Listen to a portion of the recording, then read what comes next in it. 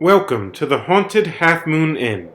This story is inspired by true events. Perhaps you could say that the fictional elements in this story are true events that just haven't happened yet. Both the made-for-TV miniseries and the recent big-budget movies of It are fantastic. Along with The Shining and Salem's Lot, I'd have to say that they are the best film adaptations of Stephen King's books. I really want to finish watching It Part 2, but I have to get going. It's already 4:45, and I'm supposed to get over to Felicity's house by 5. Maybe she'll be down to watch the movie over there. She does love horror movies after all. On second thought, I'm not sure that watching that movie over at her house is a good idea. Well, we'll have to figure that out later, because I'm going to be late if I don't get my ass out of here. What am I going to wear? Do I have any clean clothes lying around? Okay. There's a pair of jeans that I've only worn twice, and I've only worn that black hoodie once, so that'll be good enough. I'll throw those on and get moving. Where is Felicity's house? Asked my mom. It's just a little down the road. It's on Junction Ridge Road, I replied.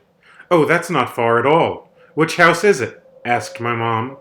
It's the old white colonial house, I answered. Not the old farmhouse? Asked my mom in a concerned tone. Yup, that's the one. Look, we can talk about this later, but I'm really running late, I replied. Well, all right. What time should I be expecting you to get back home? Asked my mom. It's Friday night, and Christina and Dan are also going to meet us there. We'll probably watch a movie or two, so I should be back by midnight, I said. Felicity's parents are going to be there, right? Asked my mom. Yes, of course, Mom. Gotta go. Love you, I said. Love you too. Be good. Text me when you know for sure what you guys are doing tonight, said my mom. Will do. Bye, I said. As I hurry out the front door, I can't help but notice that it's such a nice, cool, brisk, fall-like day. I would consider walking over to Felicity's house, but I'm already behind, so I'll just hop in the car. Days like this are not common in New York in February. February is usually brutally cold. What a scenic sunset. It has the kind of orange tinge that makes me think of October. I start my old Mustang and arrive at Felicity's house after a short 3-minute drive. Okay, good. It looks like I've gotten here before Dan and Christina. I don't know if it's just my mind playing tricks on me, but I already feel uncomfortable and I only just got here. The air feels thick and heavy. Maybe I have read too many horror stories. I slowly walk up to the kitchen door and knock. Felicity opens the door and says, Hey Enoch, come on in and make yourself at home. Hi Felicity, thanks, I said. Follow me, we'll stick to the dining room tonight, Felicity said. Oh, I thought we were possibly going to watch some movies tonight, I said. Yeah, I was planning on that as well, but then I invited Dan and Christina over, and the thing is that there isn't really enough space for us all to sit and watch movies in the living room. The dining room table, however, is big enough for us to sit and hang out. We're still in the process of moving in and fixing things up.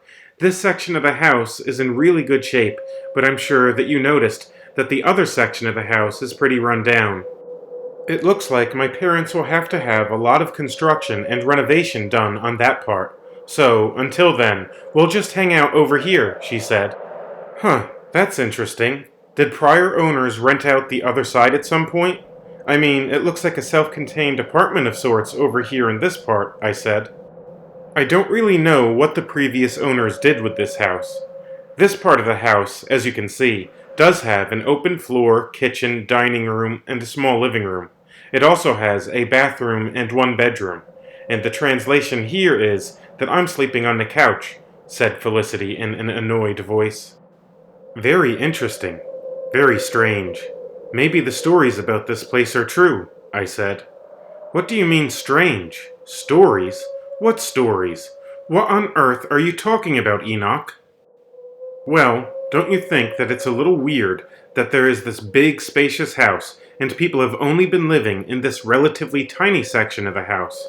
It looks like the other part, at least from the way it appears from outside, has practically been abandoned, I said. So what? Maybe the previous owner bought the house and wanted to fix the whole thing up, but then he ran out of money.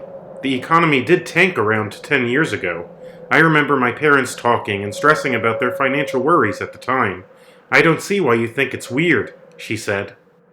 The economic crisis was only like 10 years ago. No offense, but this house, at least the big part over there, looks like it has been abandoned for like 50 years, I said while pointing to the wall which separates us from the original part of the house.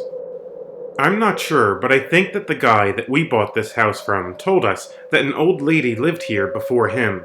Maybe she had this addition put on so she could have everything she needed in a close distance, she said calmly. Maybe, but it seems strange to me. We aren't talking about a few years' worth of deterioration. Like you said, there were at least 2 previous owners who chose to live in this relatively small and confined space while allowing the majority of the house to slowly crumble around them. Basically, it looks like they abandoned 90% of the house. That's not something that I've ever seen before. Then there are the stories. With the stories in mind, what you're telling me and what I'm seeing here makes sense. That's why it's interesting, I said. What stories are you talking about? Said Felicity. Ghost stories. People say that this house is haunted, I said. Haha, come on. Nice try, but I'm not falling for it, she said. I'm not messing with you. This house is said to be haunted, I said. Enoch Ellington, do you think that I'm naive? Tell the new girl some spooky and irrational story, and then tell all of your friends how gullible she is. Tell them how scared I was, and then everyone has a good laugh. That's the idea, right? I'm not mad or anything. I've seen kids do this routine in the past. I'm not falling for it. It's not very original, but at least you tried, Felicity said. Are you finished? I replied. Maybe. Are you? She said with a smirk as she gently brushed her hair back behind her left ear. I am not making this stuff up. My dad was friends with a family that used to live here. While I haven't heard the first-hand accounts of the stories, my dad has. Every now and then, my dad tells us some of what he remembers about them. My dad believes the stories. He absolutely believes that they are true. The reason that he believes the stories is because he believes the person who told him the story. You see, Mr. C was the father of my dad's friend, and on occasion, Mr. C would tell the story of the old haunted farmhouse when my dad would go over and visit Mr. C's son.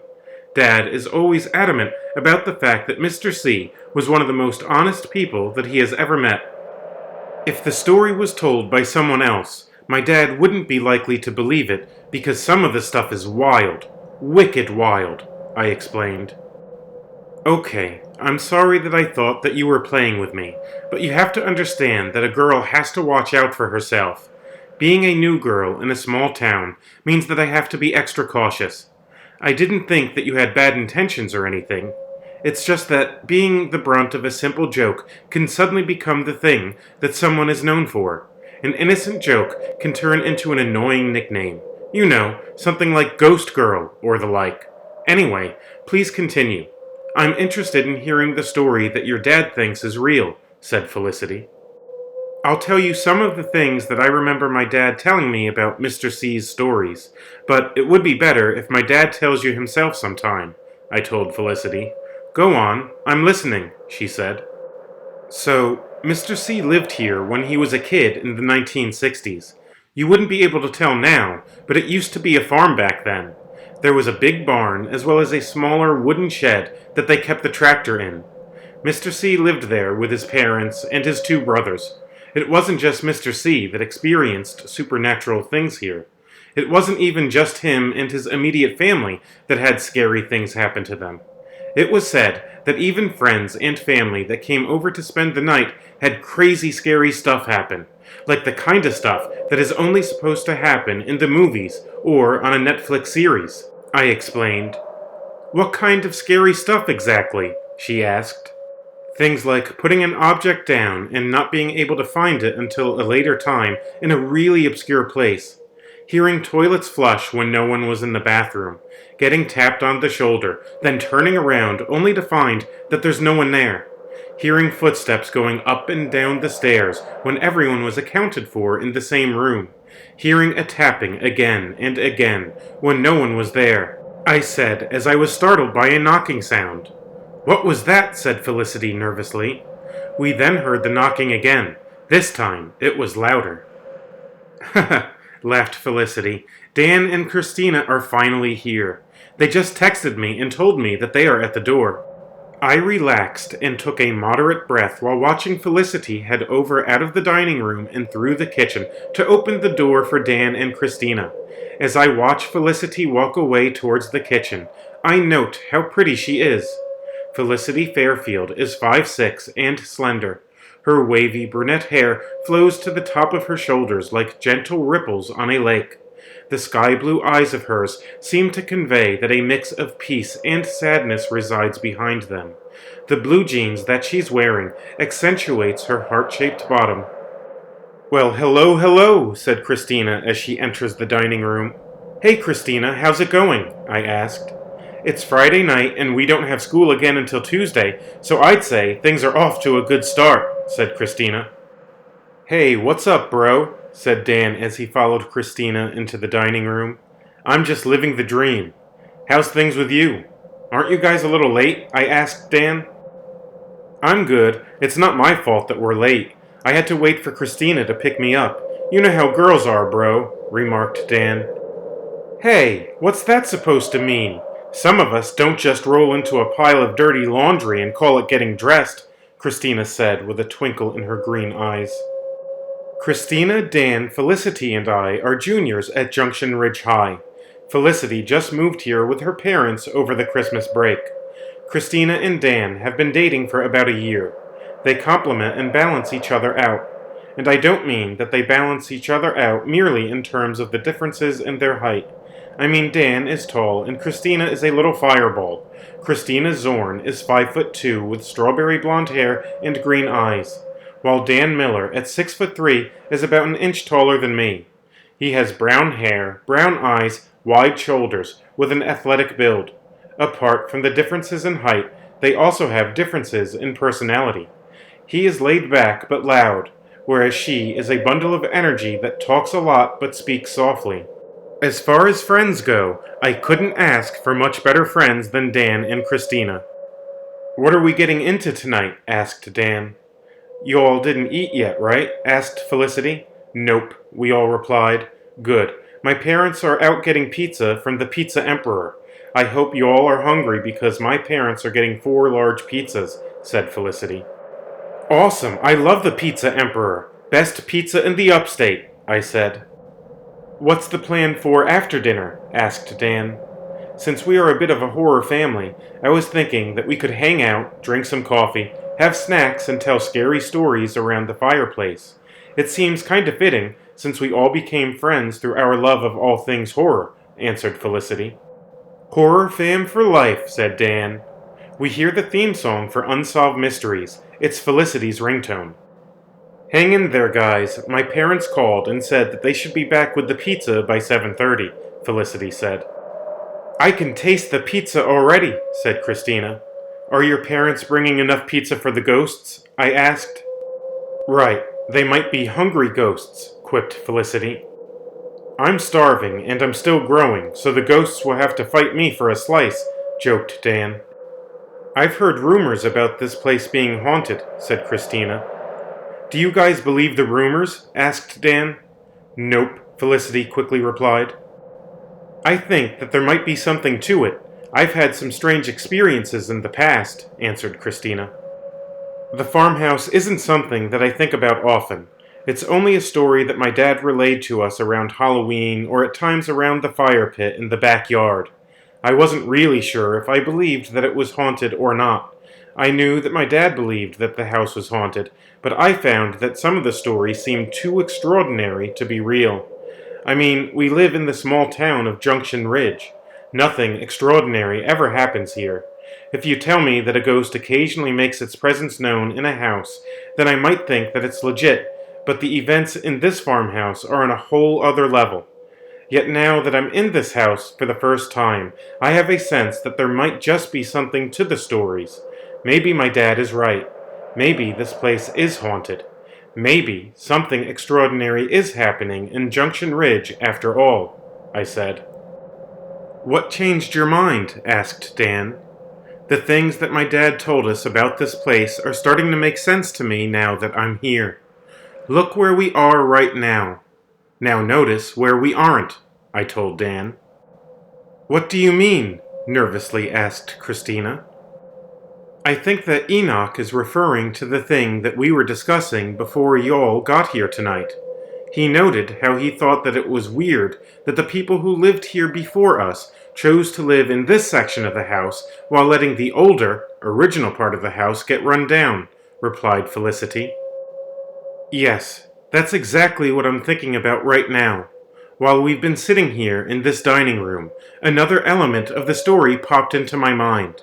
The way the story was told to me was that this new addition that we are now sitting in was built specifically because of evil spirits. Supposedly, a person who lived here had made a deal with the spirits. The deal was that if people would build an addition to the house and live exclusively in it, then the spirits would leave them alone, I explained to them. Got it. The old section of this house is haunted by something that is less than friendly, said Dan. I have goosebumps sitting here listening to all of this, Christina chimed in. Come on, guys, let's be real. That story doesn't prove a thing. You've been here for at least an hour now. Have you experienced anything? Asked Felicity. Well, we have stayed in the new addition to the house, I remarked. Ghosts aren't real. They are entertaining in books and movies, but that's all that they are. Entertainment, Felicity said as she began to get annoyed. Careful now, I said to Felicity. Careful? Are you serious? Careful about what? Careful that I might insult a little ghosty? Asked Felicity. Maybe you should play it safe and don't mock them. You know, in case there really are any spirits here, said Christina in a shaky and low voice. For Pete's sake, get a grip, y'all. Ghosts aren't here. They aren't real. Spirits aren't real. If they were real, wouldn't these spirits be humongous losers? I mean, think about it. They just hang around some old rundown house for decades. And what are they so pathetic that they can't even go beyond a door that was added to the new addition? That's not scary. That's just sad and pathetic, said Felicity as she tried to sway us to her view of things. As soon as Felicity stopped speaking, we heard footsteps coming from the old part of the house.